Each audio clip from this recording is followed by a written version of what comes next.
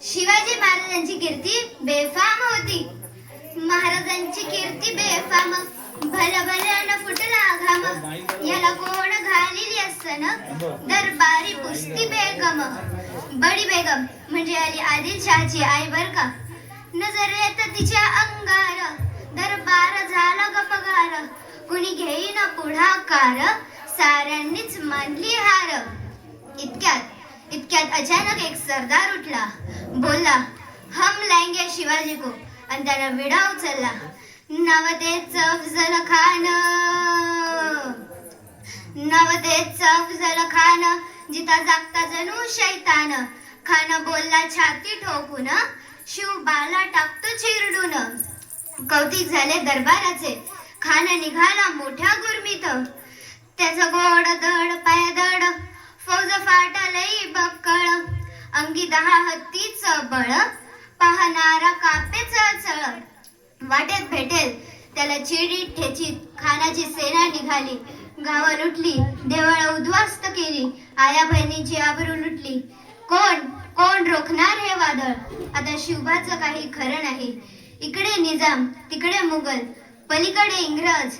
जो तो हेच बोलू लागला. राजाची सेना मुठभर, खानाला कसा थोपणार. काय लढावा हुंदर, चिंतेत पंत सरदार. अशा वाघिणीचा त्यो छावा, अशा वाघिणीचा त्यो छावा. गनिमाला कसा ठेचावा, डोक्यात गणी मी कावा. भेटीचा धाडला सांगावा. प्रतापगडावर आमने सामने भेटीचा सांगावा. खानानं हसत हसत कबूल केला. दिवस ठरला आणि ठरल्याप्रमाणे प्रतापगडच्या पायथ्याशी खान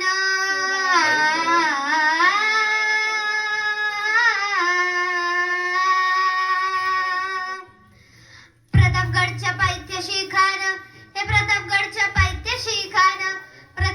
पायथ्याशी खान आला बेगुमान नाही त्याला जाण. शिवाजी राजाच्या करमतीची अन त्यास नाही जाणीव शक्तीची. अन करील काही कल्पना युक्तीची. हजी जी करील काही कल्पना युक्तीची. हजी जी काही कल्पना युक्तीची. हजी जी.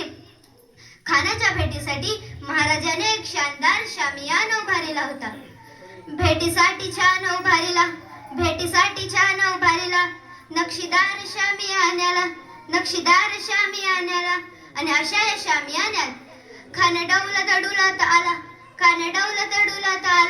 सय्यद बंडा त्याच्या संगतीला. शिवबाच्या